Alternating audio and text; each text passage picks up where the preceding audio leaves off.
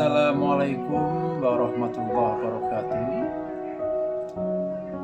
Teman-teman semuanya, selamat berjumpa kembali dengan channel saya yang insya Allah akan selalu berbagi tentang hal-hal yang punya nilai manfaat. Kali ini saya ingin berbagi sebuah cerita yang dulu saya dapat dari orang tua saya ini, yaitu tentang seorang buruh petik kelapa yang namanya Mbah Bejo. Pada suatu hari, pagi-pagi sekali, Mbah Bejo sudah berangkat ke tempat kerjanya. Dia berjalan dengan penuh semangat melalui sebuah jalan setapak di pinggiran desa. Dia hanya berpakaian ala kadarnya khas petani dusun ya, yaitu berupa hanya sebuah celana kolor ya, tanpa memakai baju atasan atau istilahnya bertelanjang dada.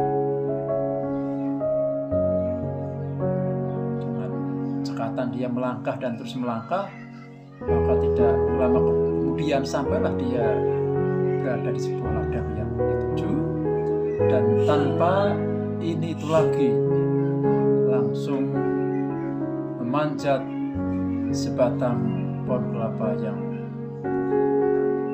cukup tinggi, teman-teman. Satu batang kelapa yang dipanjat ini mempunyai ketinggian yang lumayan ya. Ya walaupun tinggi, walaupun batang kelapa yang dipanjatnya ini sangat tinggi, bilang bisa dikata sangat tinggi, tapi tidak nampak sedikit pun mungkin raut ketakutan atau kesulitan ya bagi Mbah Bejo, karena barangkali memang sudah terbiasa bahkan dengan cekatan ya, dengan cepat dia naik melesat ke atas dan semakin ke atas dalam waktu yang relatif singkat. Beliau sudah berada di pertengahan ketinggian pohon kelapa itu. Dan sayangnya disitulah insiden terjadi, teman-teman.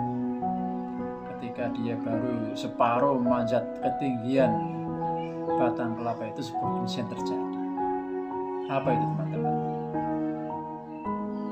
Celana kolor dari Mbah Bejo, talinya lepas, bloro celananya, nyangkut di ujung kaki. Waduh,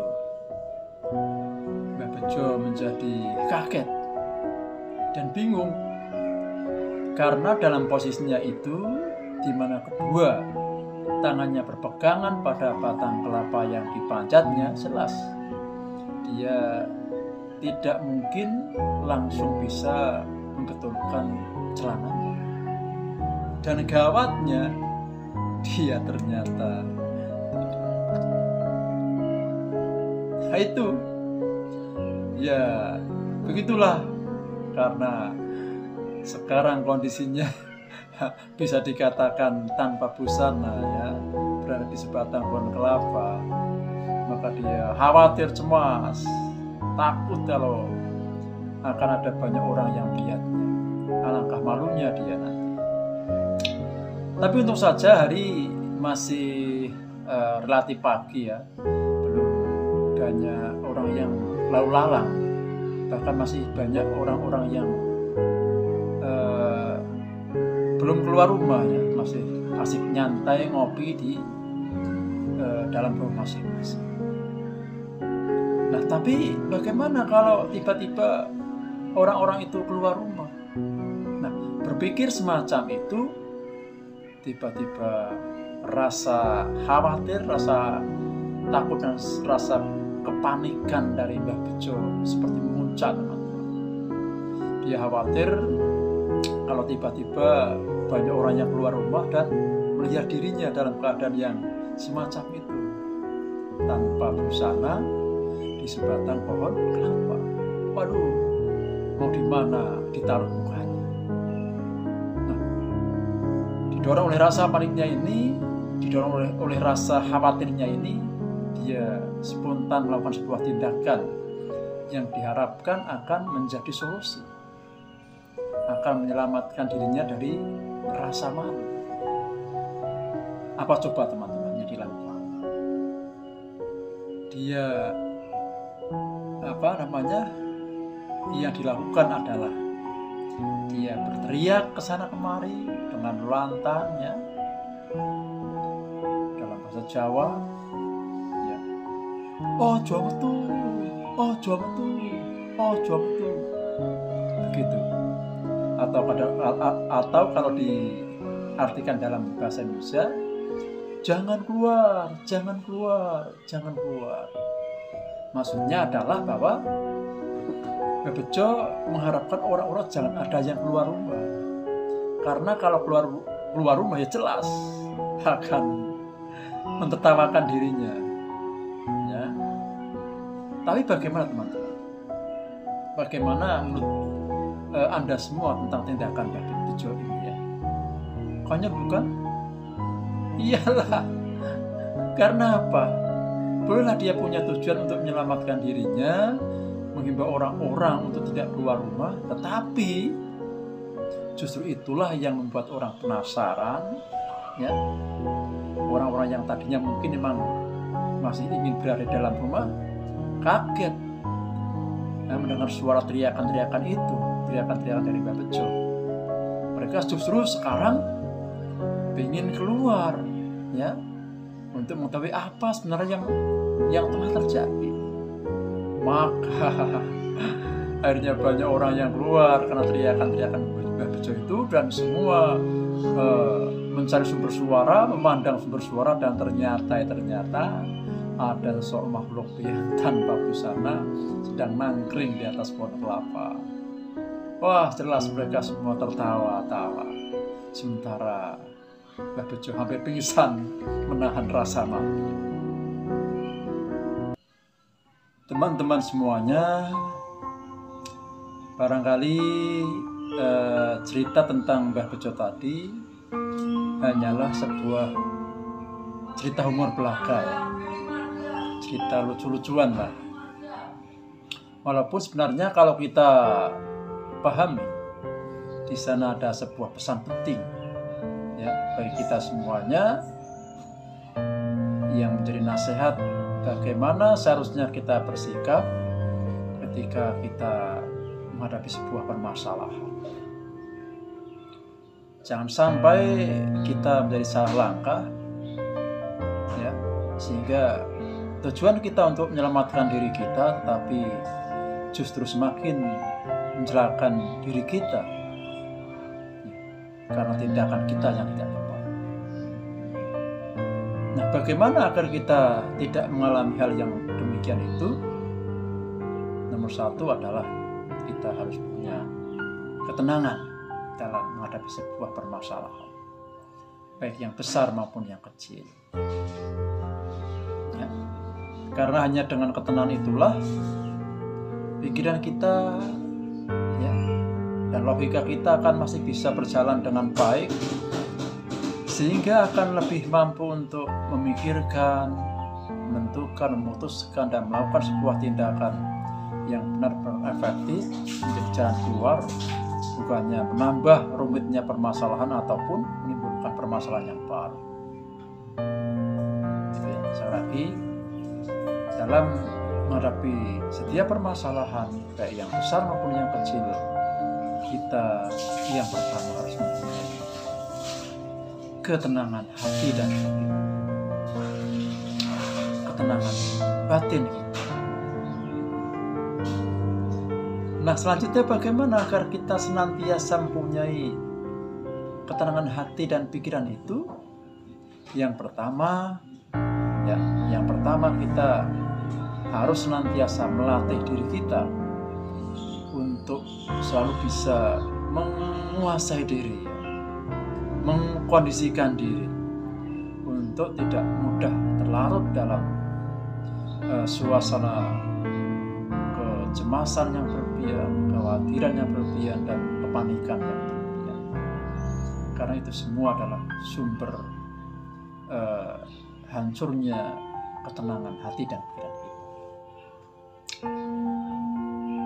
Dan yang kedua, sebagai seorang yang beriman kepada Allah Subhanahu wa Ta'ala, tentu saja agar kita senantiasa mempunyai ketenangan hati dan pikiran, khususnya dalam menghadapi permasalahan-permasalahan pelik yang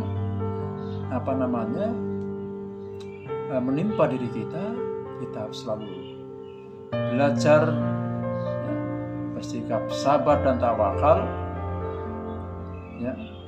mengembalikan segala-galanya pada Allah Subhanahu wa Ta'ala. Kita berserah diri pada Allah dalam bingkai sikap sabar dan tawakal. Lalu bagaimana sabar itu sendiri? Sabar yang pertama adalah kita bisa mempunyai keikhlasan, mempunyai sikap bisa menerima segala sesuatu yang menimpa diri kita, apapun yang menimpa diri kita ikhlas menerimanya sebagai bagian atau sebagai atau dengan memahami bahwa segala sesuatu yang terjadi tidak lepas dari qudrat dan iradat Allah Subhanahu wa Ta'ala atas kehendak dari Allah Subhanahu wa Ta'ala, yang bisa jadi ketika itu sebuah permasalahan, bisa jadi itu adalah sebuah ujian dari Allah yang akan meningkatkan derajat hidup kita apabila kita mampu menghadapinya dengan sebaik-baiknya. Itu sabar yang pertama. Kita ikhlas menerima apapun yang menimpa diri kita, tenang dan tegar. Tetapi perlu dicatat ini ya teman-teman, sikap penerimaan kita ini, sikap penerimaan kita terhadap permasalahan yang menimpa diri kita ini bukanlah sifat yang pasif, sifat yang menyerah begitu saja, sifat yang fatalistik atau apa ya istilahnya itu. Contohnya misalkan sering ditunjukkan dalam sinetron di televisi itu ada orang dianiaya, dizalimi itu manut saja, katanya sabar saja, tanpa ada usaha untuk bagaimana merubah nasibnya. Nah ini keliru, bukan sabar itu namanya. Itu malah menurut saya hal yang konyol. Masa diri kita dihina, dianiaya, disakiti, dizalimi, malah diam saja, menerima saja. Konyol, bukan sabar itu Karena sabar yang kedua inilah, sabar yang kedua adalah di balik kita ikhlas menerima apa yang menimpa diri kita juga punya semangat untuk berikhtiar, mengusahakan agar apa yang menimpa diri kita ini, permasalahan yang menimpa diri kita ini bisa selesai, tetapi dengan cara yang baik, yaitu ketika kita mencari jalan keluarnya, kita dengan sabar, artinya tidak terburu-buru, tidak tergesa-gesa, tidak asal, dan tidak emosional. Inilah pengertian sabar. Sabar berarti kita mencari solusi dengan hati-hati, tidak tergesa-gesa, tidak gegabah, tidak asal, dan tidak emosional. Karena kalau kita melakukan sebuah tindakan yang diharapkan untuk menjadi solusi, tapi dengan cara yang asal, yang gegabah, dan yang emosional, ini sering justru akan kontraproduktif, sering blunder seperti Mbak Bejo tadi itu, dia gegabah hanya terbawa rasa paniknya langsung melakukan sebuah tindakan, akhirnya tindakannya yang diharapkan untuk menyelamatkan dirinya justru menambah celaka bagi dirinya. Dia ingin terhindar dari rasa malu, tapi justru mendapatkan malu yang berlipat ganda. Nah, begitu. Kita harus sabar dalam mencari solusi terhadap permasalahan yang menimpa diri kita. Ya, itu ya. Nah, yang terakhir, agar kita senantiasa punya ketenangan, kita harus berprinsip atau memegang yang namanya sikap tawakal, yaitu senantiasa menyerahkan segala hasil akhir pada Allah Subhanahu wa Ta'ala, dengan catatan kita sudah berikhtiar berusaha dengan semaksimal. Karena walaupun bagaimana manusia hanya bisa berusaha, memang berikhtiar, dan Allah lah penentu hasil akhir. Dan ketika kita sudah berusaha, ya, apapun yang terjadi, kita yakini telah datang dari Allah dan akan menjadi sesuatu yang terbaik bagi diri kita. Kita yakin itu, walaupun barangkali belum begitu memuaskan hati kita, tapi insya Allah apabila kita sudah berikhtiar, apapun yang terjadi itu adalah datang dari Allah.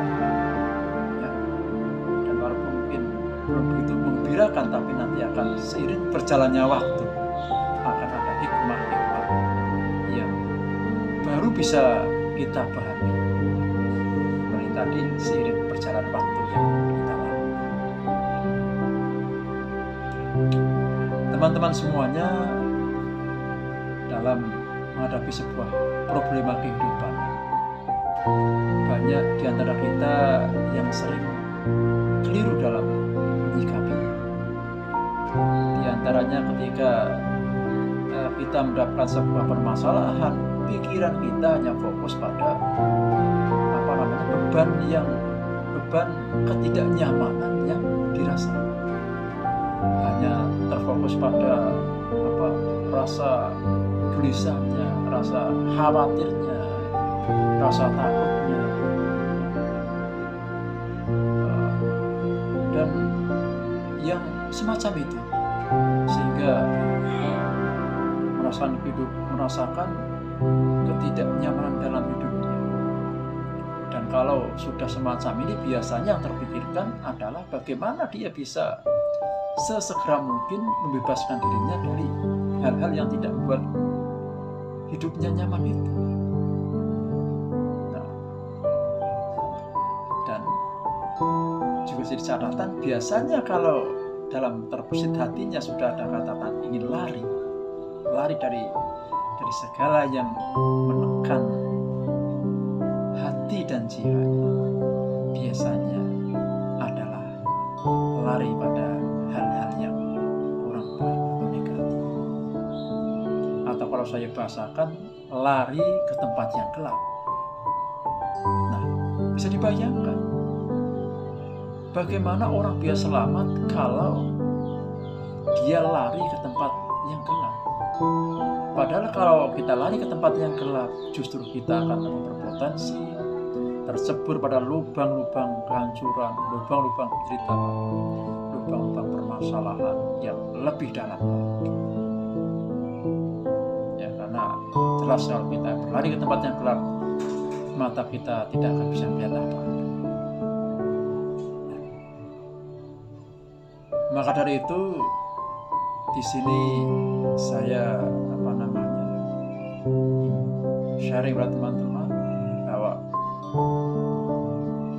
kalaulah kita memang butuh pelarian, barangkali ketika kita punya sebuah tuntutan dari gelisah, ingin sekedar meredakan rasa gelisahnya, rasa ketidaknyamanan hati dan pikirannya, mengapa tidak berlari pada hal-hal yang positif, hal-hal yang bisa hal-hal yang positif yang bisa mengalihkan perhatian kita sejenak pada permasalahan yang kita hadapi. Pelarian yang positif ini saya gambarkan ya sebagai pelarian ke jalan yang terang. Atau saya katakan, bila kita ingin berlari dari sebuah permasalahan, maka larilah ke tempat yang terang.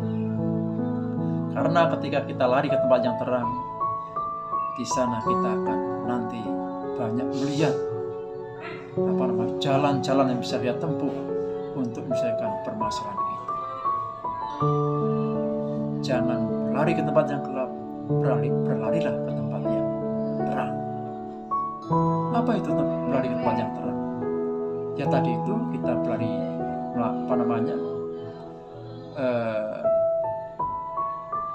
mengisi waktu-waktu kita ya, untuk menghibur diri kita ya, sejenak meredakan hati kita pada hal-hal yang bisa positif. Banyak sekali. Misalnya kita menjalankan hobi kita, hobi melukis misalnya, hobi berkebun ya.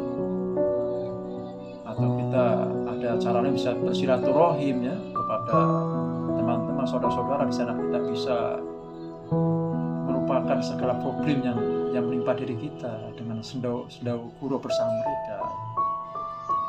Atau yang pasti karena kita orang beragama, beralihlah pada Tuhan. Ya, adukan semua permasalahan kita pada Allah. Ya, mohon petunjuknya dan sebagainya. Inilah sebuah peralihan yang saya katakan, pelarian ke tempat yang terang. Ya, insya Allah akan membuka, selain menenangkan hati kita, hati dan pikiran kita, nanti juga akan membuka jalan-jalan penyelesaian atas permasalahan yang menimpa diri kita. Dan yang penting, ketika kita mengalami sebuah problema, sebuah masalah, fokus kita janganlah pada beban penderitaan, beban tekanan dari permasalahan itu, tapi marilah fokus pada apa yang bisa kita lakukan, apa yang harus kita lakukan untuk menyelesaikan permasalahan yang kita hadapi. Sekali lagi, janganlah pikiran kita ya, habis hanya untuk memikirkan hal-hal yang membebani hati dan pikiran kita, tapi fokuslah berpikir apa yang harus kita lakukan untuk menyelesaikan masalah-masalah yang kita hadapi. Teman-teman semuanya, Allah Subhanahu wa Ta'ala menciptakan segala sesuatu di dunia ini dengan berpasang-pasangan. Ada langit, ada bumi, ada atas, ada bawah, ada laki-laki, ada perempuan. Maka ketika ada masalah, maka pasangannya pasti ada solusinya. Marilah kita senantiasa optimis. Seberat apapun masalah yang kita hadapi, pasti di sana akan ada penyelesaiannya. Sesulit apapun yang kita hadapi, di balik itu pasti akan ada kemudahan yang diberikan oleh Allah Subhanahu wa Ta'ala. Teman-teman semuanya, selagi kita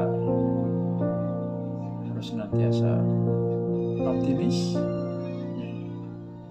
ketika menghadapi setiap permasalahan. Tenangkanlah hati dan pikiran, berbijaklah pada kesabaran dan ketawakalan. Semoga setiap permasalahan yang menimpa diri kita akan bisa selesai dengan baik, dan ujung-ujungnya akan meningkatkan derajat hidup diri kita. Amin ya Rabbal Alamin. Demikian yang dapat saya sampaikan kali ini. Semoga ada manfaatnya dan lebih kurangnya mohon dimaafkan. Assalamualaikum warahmatullahi wabarakatuh.